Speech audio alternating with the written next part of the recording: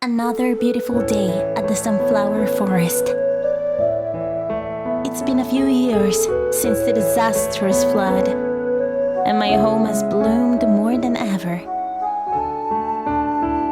Especially the sunflowers that have sprouted from the souls of my friends and family. In fact, I'm starting to think that the new saplings that pop up are their children from beyond the afterlife. Not that I'm complaining. After all, it's nice to know that even from beyond the realm of the living, my kind continues to prosper and live on. It's so warm out today. I should probably check up on the weather though. I can never be too sure.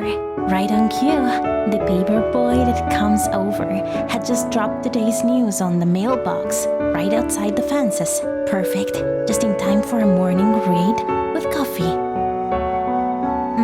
Looks like it'll be sunny and cloudy for the remainder of the week.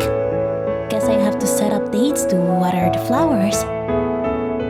I mumble to myself as I read through the weather forecast section of the paper. I was in the middle of making mental notes to myself when a cold breeze swept by the land. Whoa, that's unnatural.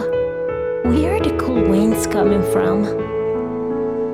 I stood up, cleaned up from where I ate, and got to work to prepare watering the flowers when the breeze hit once again. The sky suddenly turned dark like a storm. What is this? A voice? From where? No one could enter the sunflower forest without my permission. So how? Finally, I have found you. Who are you? What business do you have with the sunflower forest? You need to know the keeper of the sunflower forest.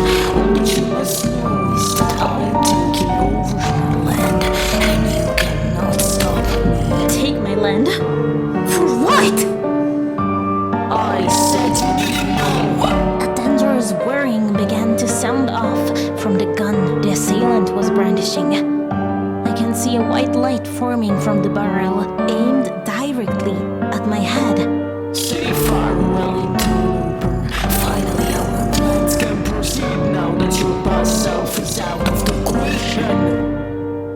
The blast went off and hit me square on the head. No! I came to and the ground feels cold and foreign. The rain poured hard and it felt itchy against my skin. I looked up and realized I was no longer in the sunflower forest. The sky was bleak and blurry, and the air felt thick and noxious. The air! I felt like I was inhaling thorns, piercing my lungs. What even is this place? Hold still and breathe slowly. Come on, inhale. The voice was persuasive enough that I started to follow their instructions. I breathed in and exhale and out. Breathe in and out slowly. They had put a mask onto my mouth and nose, and it made the air around me bearable to breathe. Now you're getting the hang of it. Here, take my hand. Wait, who are you? The person who held me up was a red panda.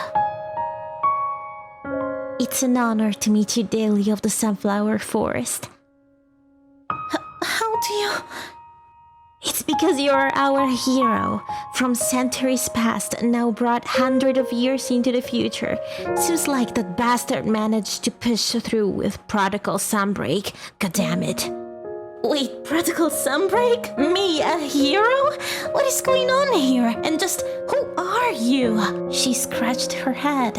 Sorry, I got a little bit too ahead of myself there. My name is Sue, and I am one of the many vigilantes that swore to protect the sunflower forest in honor of your name, Lady Dilly. She kneeled in front of me. I protested this sudden action as it made me embarrassed. Whoa, wait! Protect the The sunflower forest in my honor? What are you talking about? Please, just tell me where I am and help me get back to the sunflower forest. Right, I'm getting too ahead again. She stood up and waved towards the pathway. We'll talk along the way. There is a lot to discuss and you may need some time to process it all. Sue had filled me in with everything I needed to know. The sunflower forest destroyed? It's hard to imagine, but the visions I received when I was attacked began to play within my mind again. Yes, a greedy corporation that began its takeover in the rural side of the country had swooped in like a storm, buying out home farmlands and establishments by illegal matters and threats to its residents, disposing of those who would get in their way. She had a loathful and sad tone as she gazed across the field we were walking in. I can see why, as the trees and ground around us are littered with brittle twigs and dead branches. Nature was dead in this world I'm in. How horrible. But the only place that they could not touch was the sacred sunflower forest, your place of residence, Lady Daly. Through the years you had stood fast against the greedy humans and demi-humans that tried to ransack or buy out the forest land from you. Sue took my hand, and I saw the brightest thing I had ever seen upon setting foot upon this wretched timeline. A bright and hopeful smile. But now, you're here with us. Deli is alive, and now you can be the beacon of hope in this dreary land in order to rise up and fight against this evil that plagues the land. Me? But how? Sue had a wide grin and she whispered, "Come with me. It's time to get you geared up."